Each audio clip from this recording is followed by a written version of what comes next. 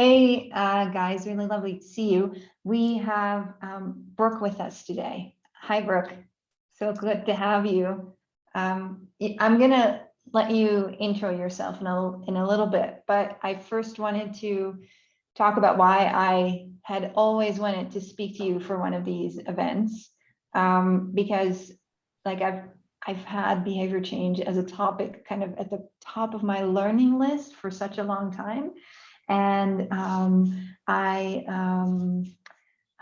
felt that it's an area that more and more of us are getting into as we're as we're building brands that are supposed to convince people to switch to fair trade fashion, or to eat healthier and more sustainable, or to get people to care about biodiversity. And as we're doing that, it feels like we have to reinvent the wheel, but we don't necessarily have to do that, because there's this science of behavior change and this whole body of work that we could build on. And I thought you would be the perfect guest, Brooke, because you are so great at translating that world of science into practical stuff that practitioners like us actually can use. Wendy, would you mind stopping the screen share? Then I can see Brooke on the screen. Thanks. Cool. Hi, Brooke. Hey. How do you introduce yourself? What's your role? What's your title? Well, it changes frequently, and I think a lot of folks who are managing their own brands have that experience of continuing to evolve how they describe the work they do. That, what is that elevator pitch, and how do you have to update it and refine it? I tend to refer to myself as a behavior change marketer, sometimes a behavior change communicator.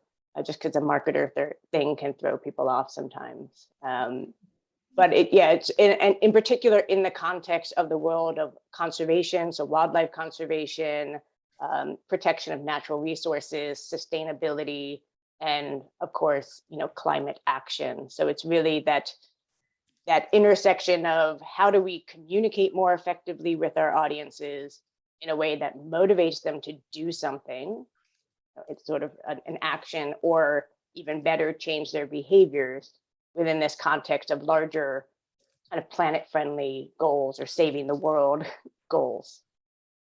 Yeah, and we all know, I mean, this is always, there's a whole world out there of people who, when the words brand or marketing are mentioned, they run for the hills. So I understand why you would sometimes maybe water it down a little bit. Cool.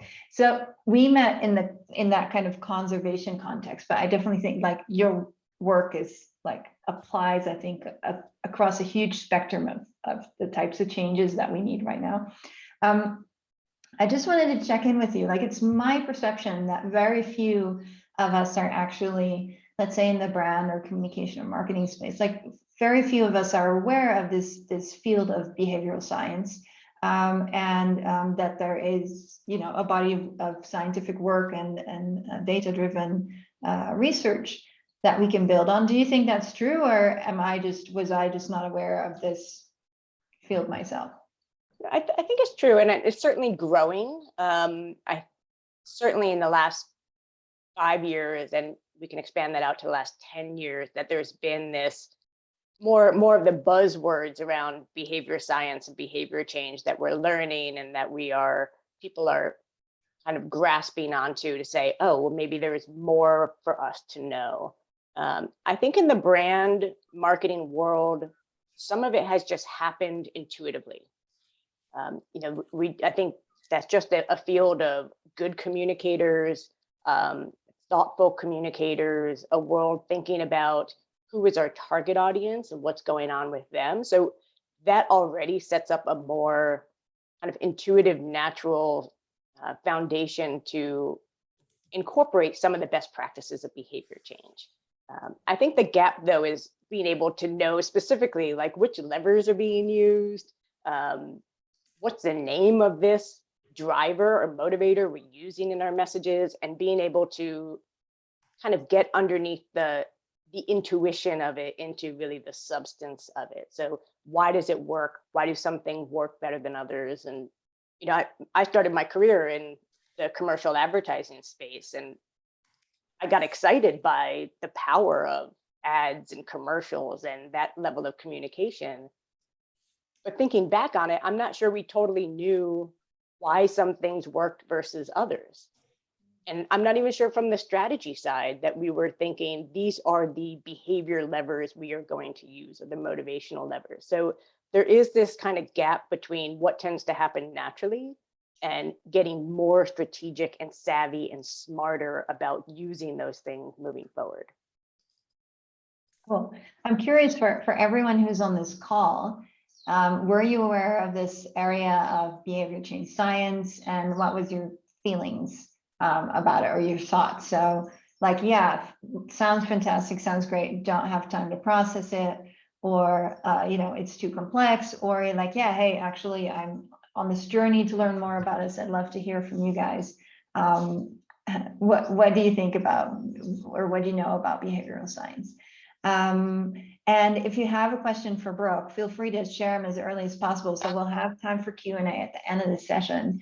But we can maybe already think through secretly while other people are speaking. Cool. So so you mentioned you got your start in advertising, and what made you want to switch to this, you know, area of conservation and behavior change messaging for conservation? Yeah, it's interesting. I mean, hindsight's always kind of 2020, right? Like I had sort of an interesting career journey, and if I look back on it, I'm like, oh, it all makes sense. But when I was in it, it felt kind of random at the time. But there's always been a part of me that loved psychology, understanding humans, observing humans. Why do humans do certain things that they do?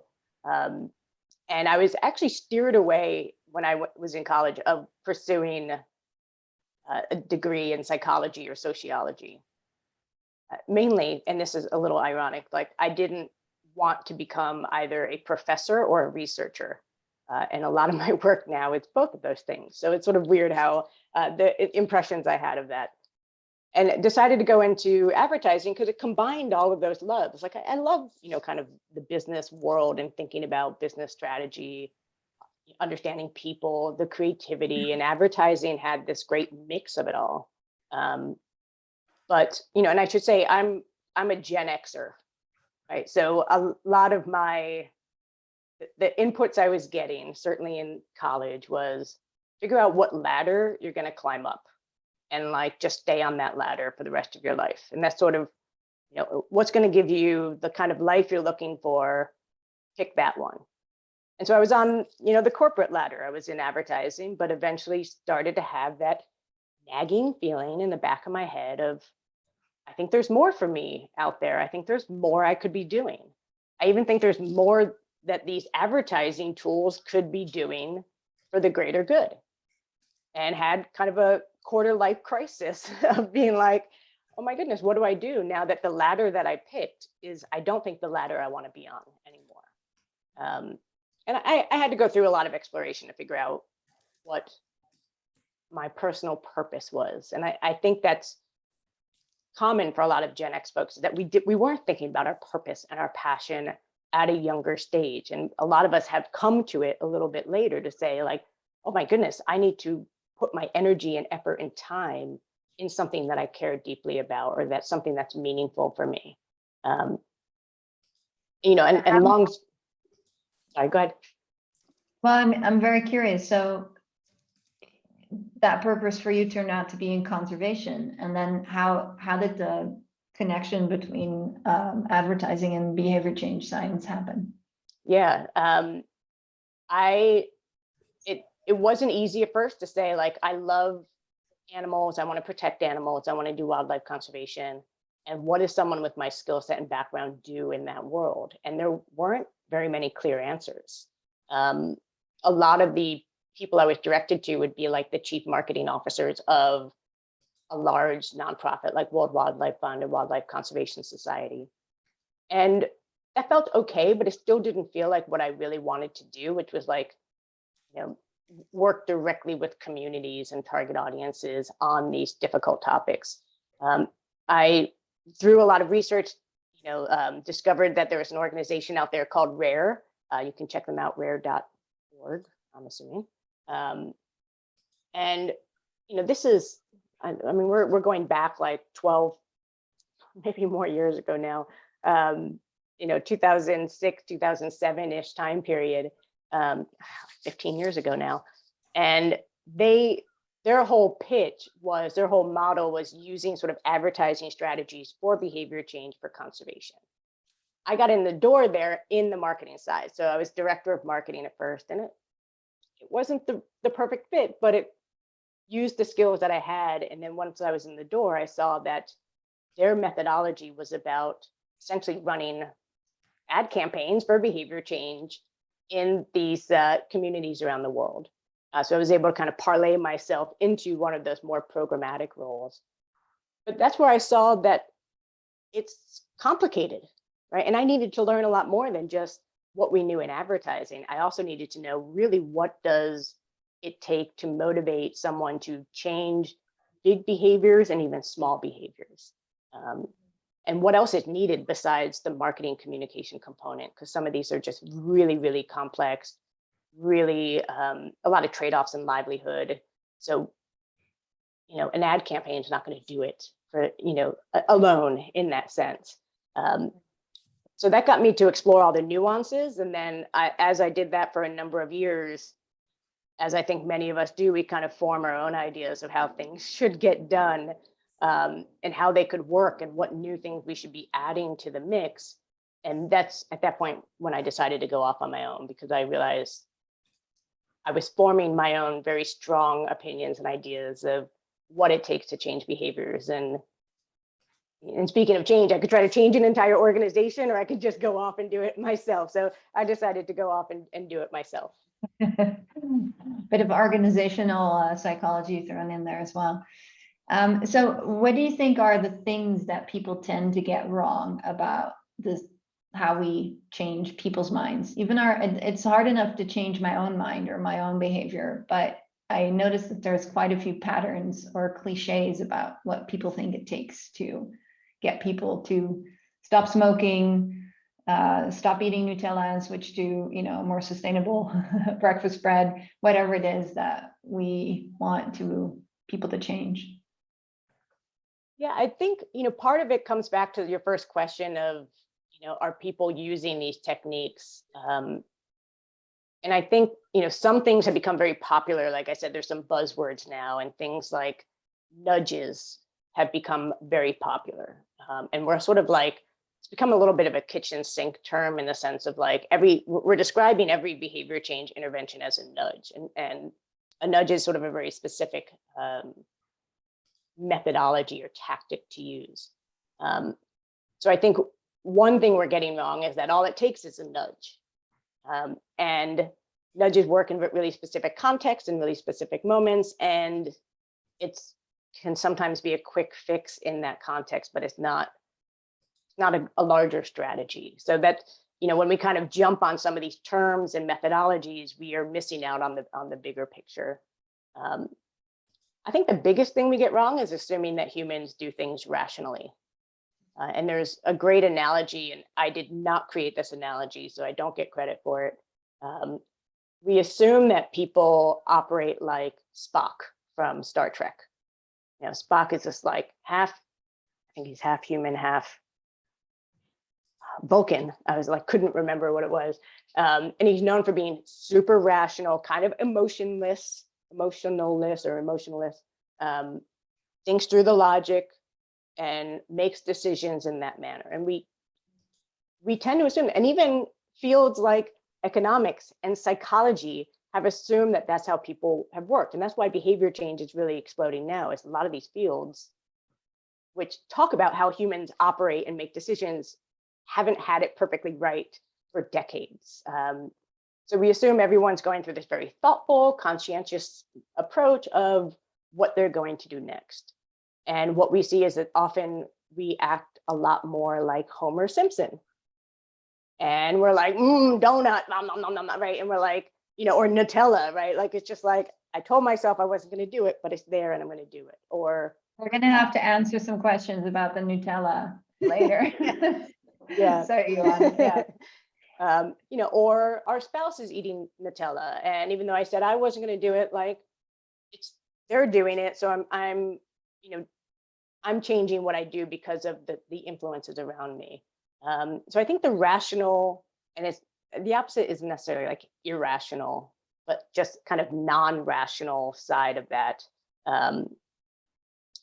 I would say the other thing that we get wrong, and this is in particular in the conservation space, is we often talk about like using emotion in our messaging and our advertising. Let's make people feel things.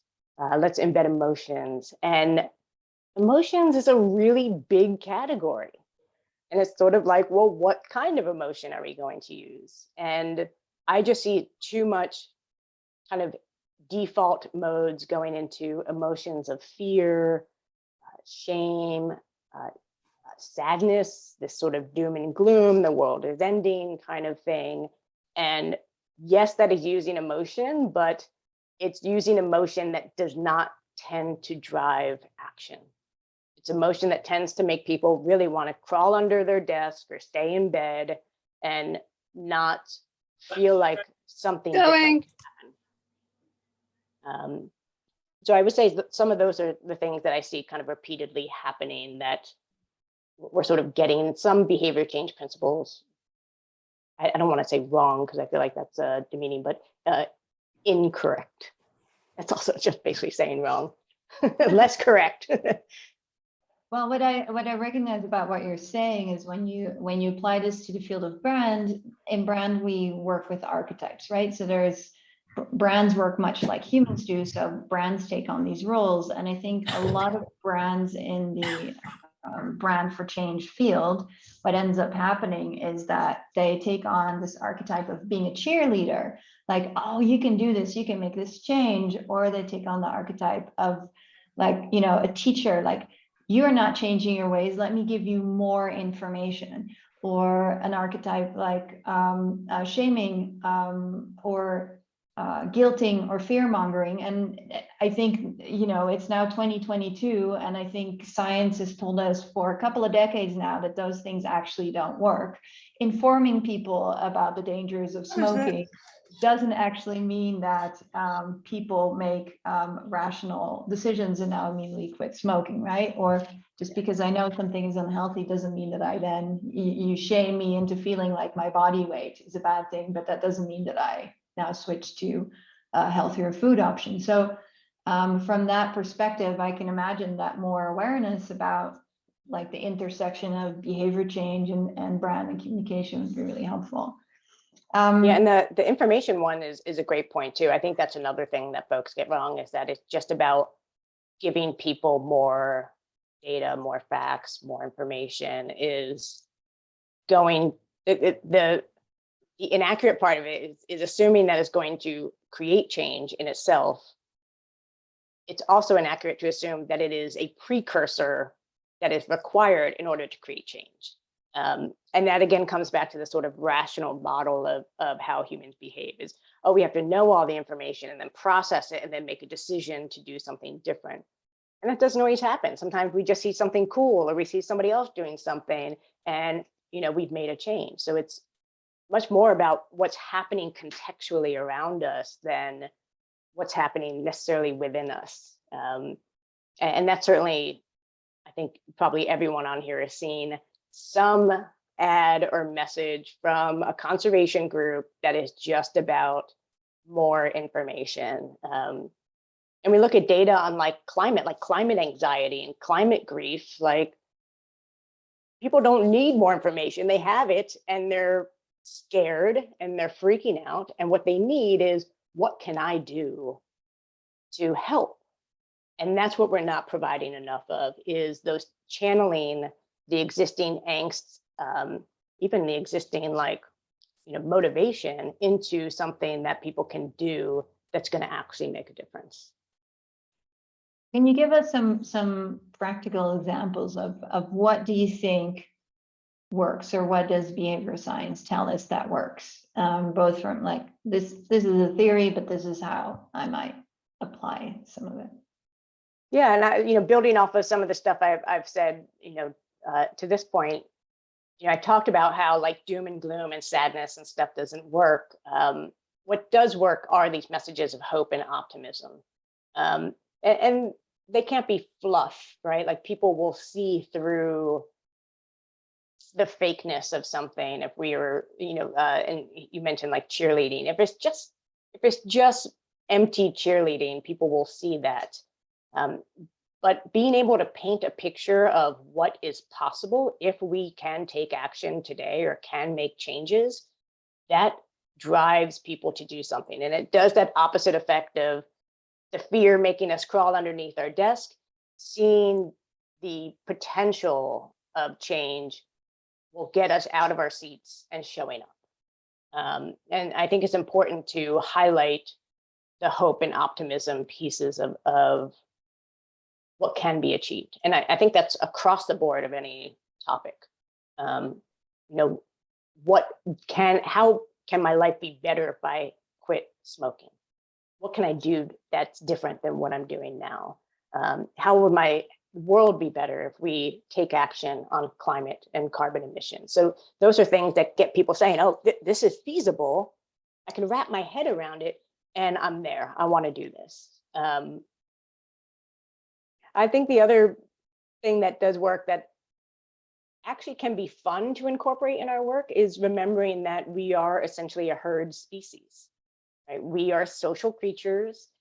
We are influenced by the people around us, whether they're, certainly the people we know. So I think all of us, in our homes, or what is it, like the nuclear family or whatever, see how our loved ones influence us. And even that kind of wider circle around us, our close friends, and sometimes it's the things they do, and sometimes it's the judgments they pass on the things that we do that influence us.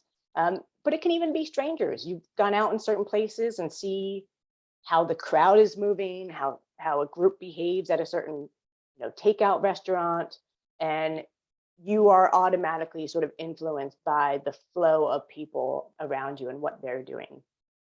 And I think that's helpful to remember. The famous example from one of your videos that I remember is the one about the hotel towel recycling message. And I imagine someone had so much fun with that, just running this experiment of how can we get people to not throw their towels on the ground every single day. Can you run us through that one? Yeah, so that's the technical term of this is kind of using descriptive norms, which is essentially telling your audience what other people do when they're in the same situation you're in. So when you go to a hotel room and you have the option of, I'm going to reuse my towels during the time I'm staying there, or I'm going to ask for new towels from housekeeping every day. And typically you'll find some kind of signage in there that says, what it often says is, save the planet, reuse your towel, which is like, to me, that's like the empty fluff that like, yeah, this towel is not going to save the planet. But they did some studies that talk about how can we use descriptive norms by saying people who stayed in this room before, people who stayed in this hotel, tend to reuse their towels, X% of the time. And they tried all these different variations of it, of people who stayed in this hotel, people who, I'm trying to remember some of the other ones, but the most specific they got was other people who stayed in this room, right? And so you do not know the other people who stayed in that room. And frankly, you may not really want to think about the other people who stayed in that room, but it triggers your mind to say, if other people who are basically in the same situation that I'm in now, regardless of the fact that I do not know who these people are, if 75% of them are reusing their towels, that indicates to me that that's what people do here. And therefore, I should probably do the same thing, because that herd species mentality means many of us are not really looking to like break the mold and go against the grain and be an outlier by choice, right? Conformity is our security, it's our safety in numbers. So even something like a sign that says 75% of people who stayed in this hotel reuse their towels, makes us say, oh, well, I'm going to do that too.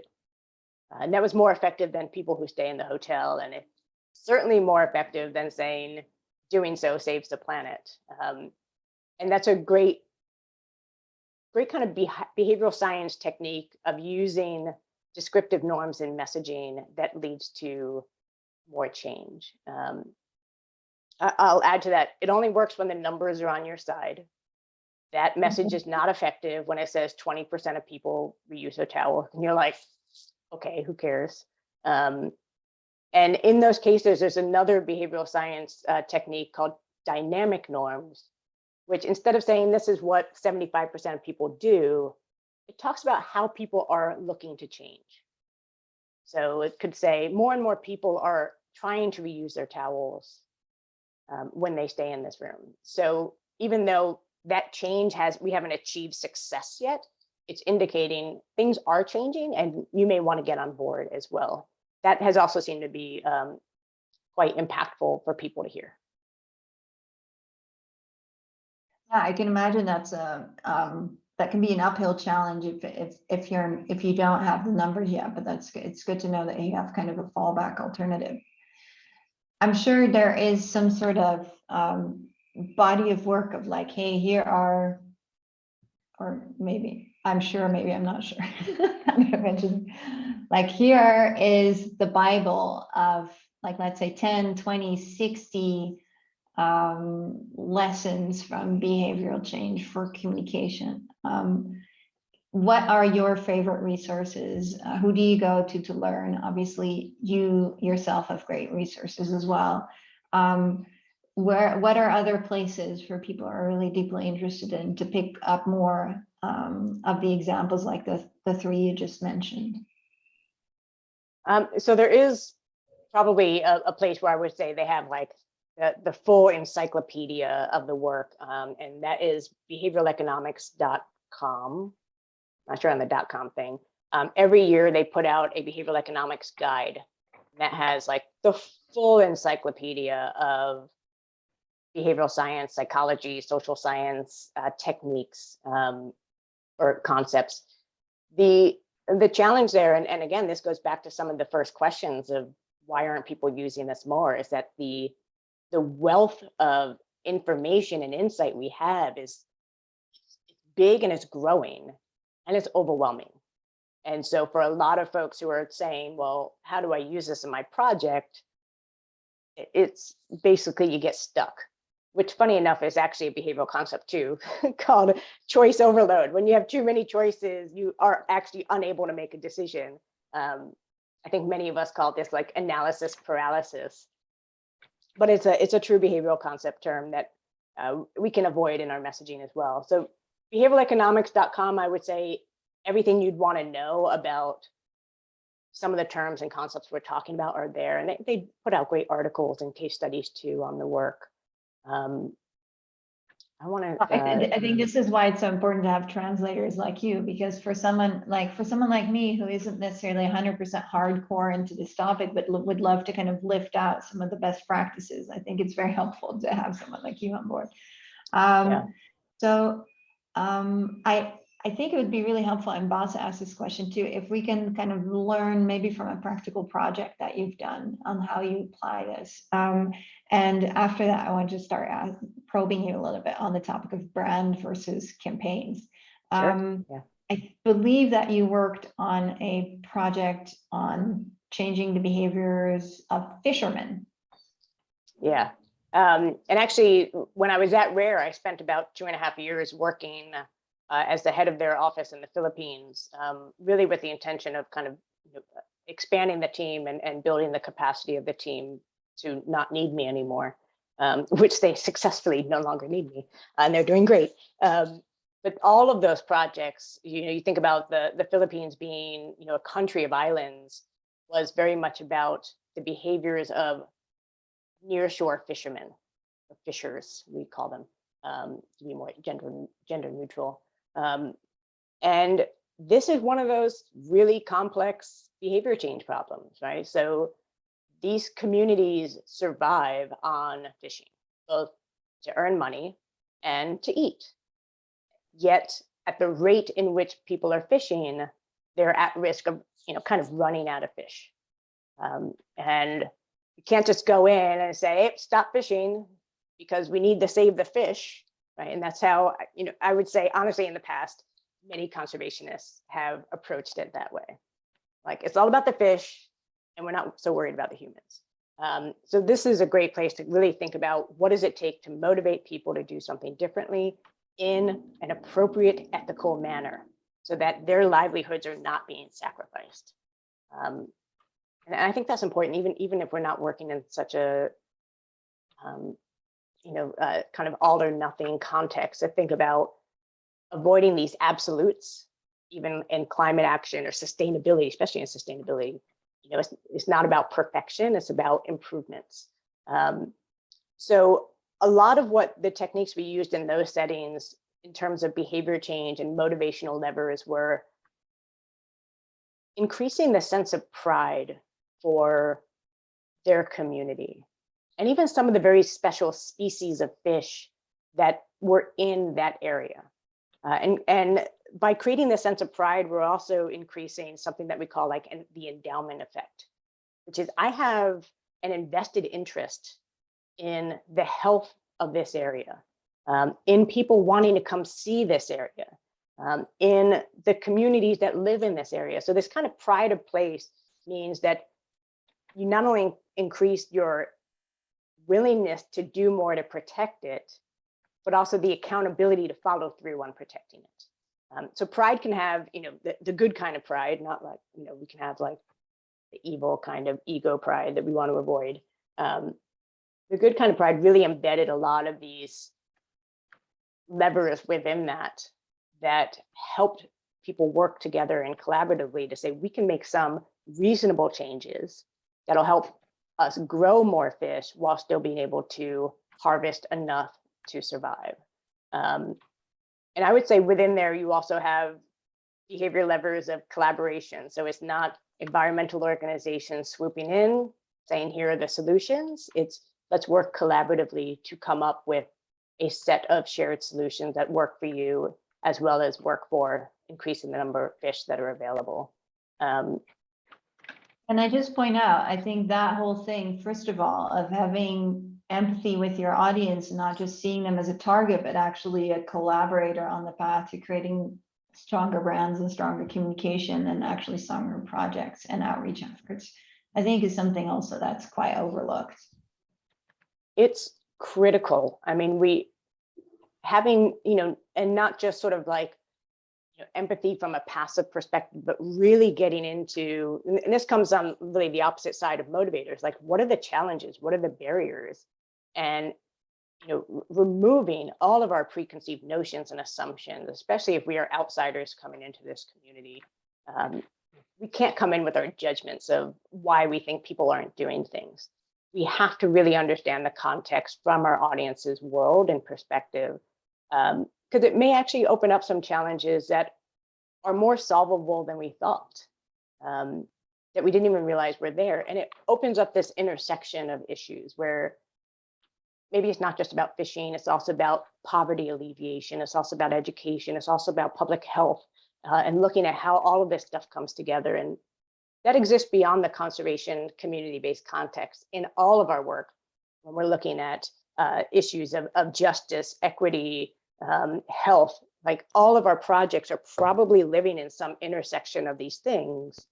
And I think it's a disservice to think of our audience only through the lens of the thing we want them to do or the thing we're selling and their barriers with that, but look at their barriers more holistically. And also then, therefore, their motivation more holistically. What was the behavior change that you hope to see with the fishers in the Philippines? Yeah, the ultimate, and this actually was an umbrella message that we used across. We were working at like 20 some odd sites. So at an umbrella level, the behavior goal was fish in the right place at the right time, using the right gear. Right. So technically, that's 3 behaviors in one, which I don't recommend combining too many behaviors unless it's sort of a natural, like 1, 2, 3, like, comb your hair, brush your teeth, wash your face. Like that's sort of a natural 1, 2, 3. So encouraging fishers to leave. There are areas called no-take zones that you really weren't allowed to fish in there. So that's fish in the right place. So outside of that, what did I say? Fish in the right place at the right time. There were certain times of year that you were supposed to be fishing using the right gear. So there's some gear that's illegal or not illegal. And the shift that made from traditional conservation marketing is typically all marketing up to that point is don't fish in the no take zone. Don't use compression fishing. Don't use this. And it's all of these don't messages, which, I mean, we're humans, we're smart creatures, but it still leaves us being like, well, what can I do? It doesn't direct us anywhere. And that would probably, I'd put that in the category of like things we do wrong often is talk about what people can do. And so it really helped. And that was tailored to each particular site, to how that message was prioritized in the hierarchy of messaging for each site. But the big goal was, this is what we are all working collectively to achieve, is fishing in the right place at the right time with the right gear. And we can reinforce that locally over and over and over again. Karen has an interesting question that I think is related to this. So do the norms work with all behaviors? So is there a difference when you want someone to start doing something compared to when you want someone to stop doing something? It's an interesting question. I tend to encourage everyone, all of my clients and everyone that goes to my course, to focus on the do's and not the stops. And how can we get even a little creative about what the opposite of the stop is? You know, and so we'll say, like, you know, don't litter. Or, you know, Karen, I know you're working on smoking, don't smoke. You know, what's the opposite of that? So that the actionable thing would be quit smoking, actionable thing would be put your trash in the waste bin. And how do we get to the more actionable parts? The question of social norms, any kind of social reference I found tends to help.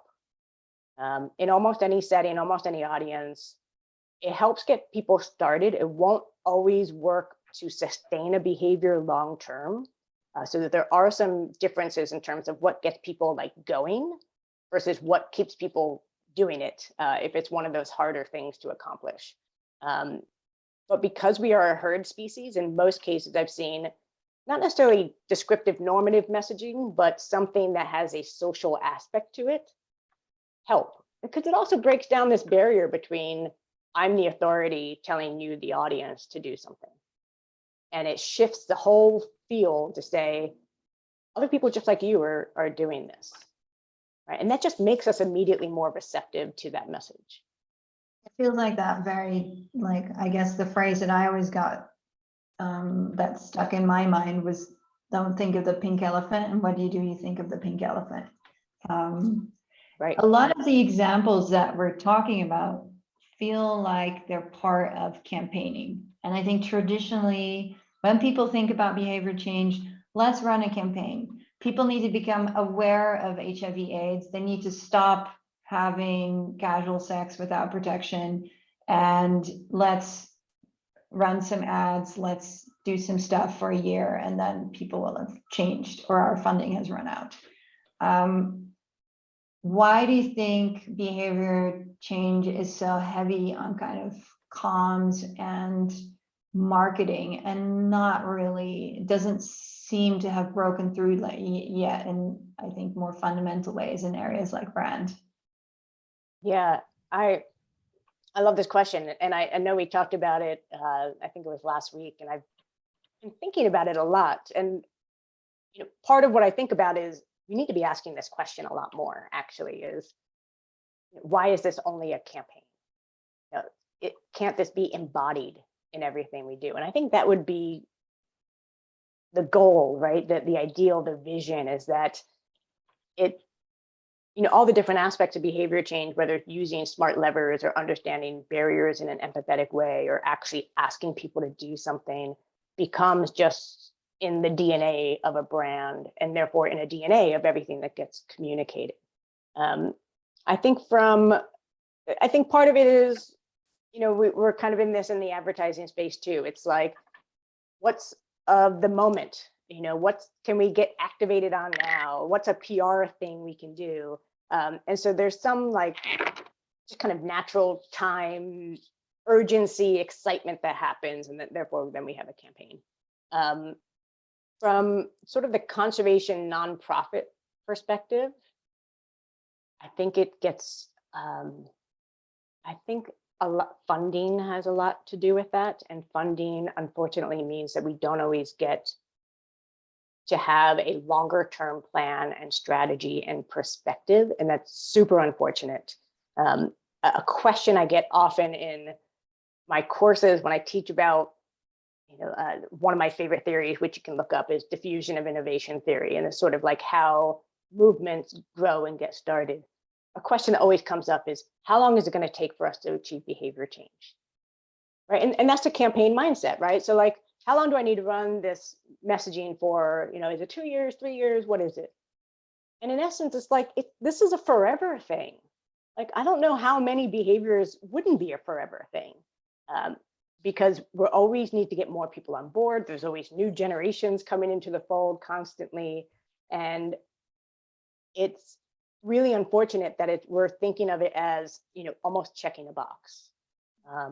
And I don't know exactly. I mean, I do think funding plays a role. I think maybe it's just, I don't know how budgets work, but it's something that I would love to continue to ask, that hard question more and more, and investigate. Because I think, and I tell this to conservationists all the time, we need to be in this for the long haul. Right? I don't know any behaviors where we're gonna just get there in 3 years and not have to worry about it anymore. One of the examples that I use all the time is, maybe we should write an article about it together. When you're thinking about hand washing and hygiene has been such a huge topic in the area of behavior change for so many decades. Like, wash your hands, especially when people talk about low income countries, like the difference it can make in maternal death rates and newborn health. And I would argue that brands like Dove and Dettol do more to actually encourage people to wash their hands than any sort of government campaign about hand washing has ever done, because they're a constant presence in people's lives, and they always go from the positive and the long term, and they think about they have this natural ability to think about what are the problems people are facing in their lives, and how can I position this for the best possible uptake. And so in that sense, I feel like, you coming in from an advertising background, or someone like me coming in from a brand background, just has a very different perspective sometimes, because just like, immediately, like, you're not going to fight reality. And I think that's a huge thing that you see with behavior change, is people seem to be stuck in like, but you're just like, you're fighting around, like you're using arguments that just, this is an emotional uphill battle for people, what you're asking of them. I'm going to add to that briefly, that I think another issue here is so many nonprofits, and again, I'm going to say specifically in the conservation climate space, end up being reactive as opposed to proactive. And I think that also leads to sort of a campaign mindset of like, oh goodness, this has happened and we need to change this. And so there's always an urgency and a reactiveness, where I think the brands are in a great position to have the foresight and to be proactive. And I try to teach, all my clients and participants about larger consumer trends happening in the world. And that's something that I've felt very passionate about, also why I kind of went off on my own, is, we need to have this larger picture about how just humans overall are changing, shifting their expectations, looking into, now we have stuff like metaverse, like what the hell is that? And how do we prepare for that? So that we are not always in the reactive seat, and we can think about, what are we asking people to do? And how does that fit within the context of a changing society and a changing world, and be prepared for that? And it's a lot of work, it's hard to do, but it's important to at least have it on the radar. We have a couple of really interesting questions in the chat that I want to get through, but first I'm going to ask you, what do you think is a brand that does behavior change really well? Right, so this is a question that I'll tell everyone on the call that I overthought. I probably made more complicated than it needed to be. But the reason I overthought it is it got me thinking about how behavior change shows up in brands and in communication. And So I have three categories and therefore three answers to your question. One category is like this more overt area, right? So where it's clear that these companies and organizations are out there to create and affect change. And how well are they doing with engaging and activating more people and mobilizing more people around that change? So in that category, I would put Charity Water, and I would follow them on Instagram and Twitter. They just do, they're great. The guy that started it was like a club promoter in, I don't know, LA and maybe New York. So it's interesting to see, you know, a nonprofit being led by a club promoter and how he's doing a much better job at the messaging and engagement part of it. Right. For anyone who's interested, I don't have his name at the ready, but his book is called Thirst, and it's his personal journey behind Charity Water. It's very interesting if you haven't read it. Yeah, I listened to him on Armchair Expert, you know, with Dax Shepard. And that was a long episode. I think he probably covers a lot of maybe what's in that book about like his journey. But you know, you think about like, what does it take to get people to show up to a band or to a club and come out, you know, when they're cozy at home? And it's not all that different to think about what's going to take people to show up for a cause, right? We tend to categorize them as totally different things, but as humans, it's like, what's going to get me up and, you know, putting on clothes and getting out of the house or whatever it takes. And it's a lot harder in COVID era, I'm sure. So Charity Water, Patagonia is certainly top of the list there. I don't, there's what do you think Patagonia does well in terms of behavior change? Is it they have sort of an activist arm to them too, of like, we're going to sue the administration for Bear Ears National Park. You know, and so they have a overt arm of it, which is, we're taking action, will you join us? And a less overt piece, which is, you know, reuse our articles of clothing or recycle them or have them last forever, and thinking about the sustainability of your fashion choices. And I think that's a little bit, they're not as in your face in that, but because they're making changes, we are also making changes. And I think that actually segues to the second category I always think about, which is brands that have products, that the product's existence in itself is creating some kind of change.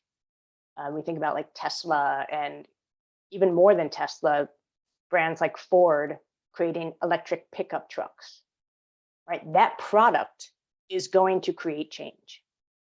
And all it really requires on our end is to buy a car. I mean, you have to buy or lease a car, but it's creating change in a way that just really by its own existence, more sustainable cleaning products, all of those things will actually end up changing our behavior without them necessarily thinking about how do we use behavior change in our messaging. What they're doing well is making an electric pickup truck really cool and desirable. So it's in there, but it's in there in like really clever ways. And I could probably rant about Ford a little bit more, but I won't. And I would say actually the example you gave about Dettol and hand washing would be some of the ones that I would say do it really well in these kind of covert ways where, you know, I feel like I'm getting a helpful tip that I can wash my laundry in my hands in cold water, and it's just as effective as using hot water, right? And they'll embed that in their product sales and their product messaging, but it will shape how much energy we use when we use water or how we wash our hands. And I think there's a lot of power in that, and they have to still do it right. You know, I've seen Colgate ads where they're like, the behavior change is turn the tap off when you're brushing your teeth. The ad is a faucet running the entire time, right? So that's a disconnect for visuals that I process more quickly than what's being told to me. So I'm going to remember running water, and that's not what they want to do. So those kind of, they have the ability to do it, and they also have the ability to do it terribly wrong. But you know, some of the ones from like Dettol and Finish, the detergent that goes into a dishwasher, can help shape how we are doing things in our daily lives for the better. Those would be the three tiers I have. See, I told you I overthought it. No, this is amazing. So I think this is a nice, this kind of dovetails with something that Marika was mentioning in the chat, which is like, obviously also behavior change is, the science of behavior change is being used in very different ways, like at booking.com, which is, a very different, or well, use of potentially same principles, but for a very different goal. Do you think also some of these nudges and their visibility, or these kind of the use of these principles, is becoming so visible that people are starting to see through them? And are they less effective when people can see through them? That's a good question. And, I would say one of the industries really using a lot of these techniques would be, UX design and user design. Some of those sites, there's a company called Coglode, Coglode, and I think they're mainly about website user design, but they have cool things like behavior nuggets you can check out. And of course they make it cool and fun, which is more accessible. I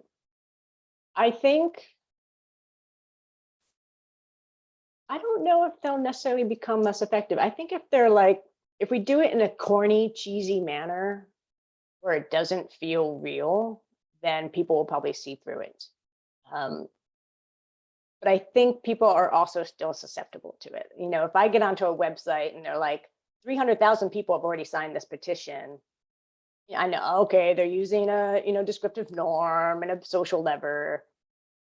But I'm also going to be like, wow, 300,000 people signed this. Maybe I should sign it. Like, it still might work, even if that rational, critical side is like, I know what you're doing. What you made me think of when you were asking that too is all of these techniques can be used for good or be used for bad. And that's our superpowered choice, right? As superheroes, we can choose which way to do it, but you will see people using it in false ways. Like nudges can be used for good, or you can nudge people in a terrible direction. So I think people will be susceptible to that. So like our ethics guidelines really need to be, as high as possible to make sure people are using these techniques for the greater good and, for, personal good as well. And I know there's some like big brother implications of that. It's like, who are we to decide what is good versus not good? But I think on the meta level, we know what's best for all of us. Cool. I have a question from Zaylin, and maybe Zaylin, you need to unpack this a little bit for me, but he is thinking about incremental moves versus big moves. So should we be getting people from an 8 to 10, or from like a 1 to an 8, or even from an 8 to an 8.2? Do you have any thoughts on that? I think it depends on the context of what it is we're asking people to do. I very much think about, and I teach this in my course, like what is the journey and what's the process of transitioning from your current behavior now and the desired end state behavior you're trying to get to. And this comes back to that empathy of like, what does that actually look like for somebody to have that transition? What are all the different phases and steps they're going to go through? And we can have that big end goal there. Like, okay, the end goal is we want to be healthier. We want to be more physically active. We want to eat less meat on a regular basis. That can still be, I think, in the messaging, but maybe some of the activation is like, do your meal planning for next week. Think about one plant-based meal you can substitute on a Monday, do a meatless Monday or something, and take people through the process, because I think for most folks, they are not capable of making that 0 to 60 change or that 1 to 8 leap. I think that's going to be, that leap is really reserved for the folks that like you don't have to convince about anything because they're already in like your wheelhouse, they're already in that early adopter phase. Everyone else, I would say, let's go through incremental change or incremental process and transformation, which is also why it takes longer than we think it does, because people aren't going to wake up overnight and suddenly do everything differently. It's too hard. So being more conscientious about the process and the steps it takes to get there is, I think, will make an effort more successful and more long lasting overall.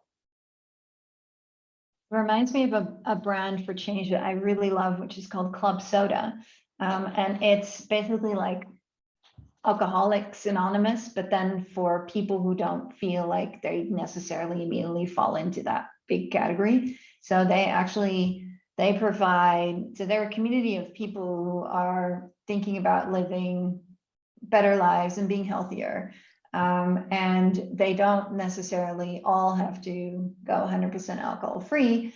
So they have different stages where you can step into that journey. And there's just this, there's just totally fun community that exists that proves that actually going alcohol free can be fun, which is what I think AA makes so kind of like harsh, like, wow, you're in AA, like, whew. But being a member of Club Soda is like, wow, I want to be a member of Club Soda.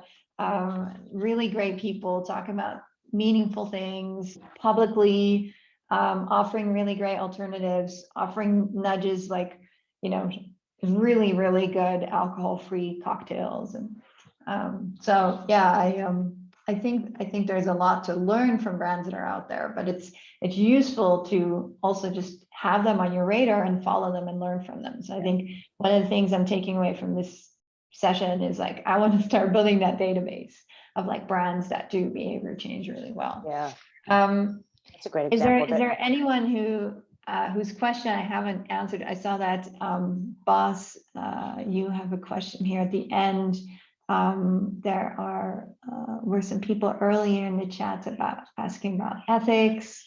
Does anyone maybe want to come on and share an example of a project they're working on that they could use some behavior science And I see a question, a comment here from Jonathan about SBCC, and yes, those are very similar. And I think that actually raises another challenge about using behavior science, is it's kind of falls under a lot of different categories and names. There's social marketing, social change marketing, social behavior change communication, behavioral economics, behavioral science, human dimensions, social science, psychology, cognitive psychology. There's huge overlaps between all of those things, and the kind of like silos in terms of like ownership and maybe credit, trying to have credit for certain things. But there's a lot of these things are at the core level very, very similar. And he included a great link for that here.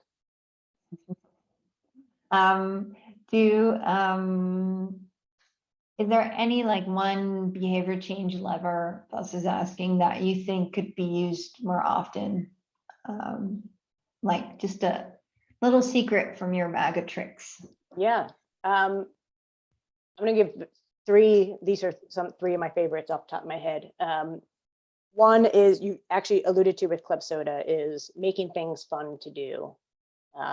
And again, sometimes this requires us getting a little more creative, but there's a space for that. There's a space to make some of the actions and behaviors, which seem like they're grueling for people to do, actually maybe fun. And there's a whole world, and I'm dipping into Gautam's territory a little bit, of like gamification that can come into play here to help make these things more fun. So fun to do, if there's a way to do it appropriately, I would add that in. Related to the social part, I would think about the influencers and messengers of the work. Who is the voice, the face of this call to action? And certainly we can use the well-known famous influencers or the nano influencers, but also just having folks from your target audience who maybe have started to go through the change already or are supportive of the change talk about it. Again, it breaks down that dynamic of top down, you should be doing this, to audience, and makes it feel like this is something social. Seth Godin always says that brand is shorthand for people like us do things like this. So I think using people that people can relate to seems like a really, really strong brand strategy. Just on the topic of fun, two brands that immediately came, and gamification, two brands that came to mind are Duolingo and Fitbit. So I think both of those products are so good at creating behavior change because they have integrated gamification elements and they've made it more fun to work out, to learn a new language. And I also think just from a brand perspective in this whole conversation about campaign versus actual like long-term stuff, I imagine that for Duolingo and for Fitbit, their KPIs, so like what their CEO considers as product success is engagement. So if I'm not going to think about how many watches do I sell, yeah, of course that's important, but what's even more a bigger indicator of success is how long do people actually use the Fitbit, how often do they use it, and the more prominent the role Fitbit has in people's lives, the better for Fitbit, but also the better for the person. Theory. And they had the data, they could see maybe even results, like are people increasing the number of steps they take? You know, are they keeping their heart rates in a good place? I don't know if they have access to, or are they allowed to have access to that? Yeah, well, I guess that's where the ethics question comes back, right? So I was on Duolingo last night at midnight, and this morning at 6 when I woke up, I got a message saying that I got pushed out of the top 3 and I should come back on. And I was like, wow, they're pushing me a little too hard here. Right. Definitely interesting to follow them.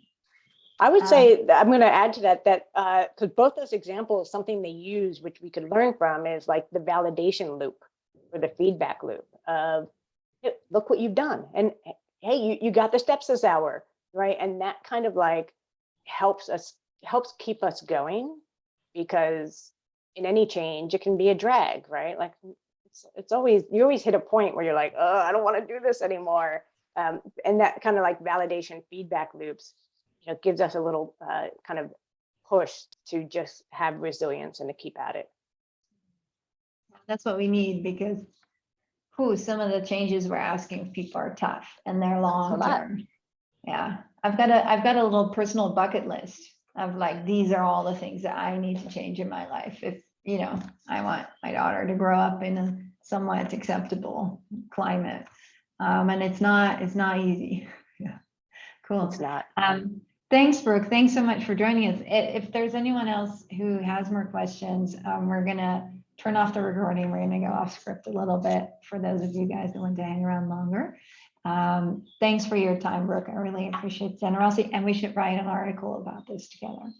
That'd be great, and I'm happy to hang on if you know, there's post-recording conversations or hangouts or whatever else happens in a fireside chat. And thank you. I probably have missed most of the chat comments, which have bumped me out, but I thank you all for you know, your participation today and sharing your thoughts in the chat box, and I could probably catch up with them afterwards. Yeah, thank you to everyone who shared extra resources, books, and tips. It was really, really cool, and we're going to include those also in the notes we're going to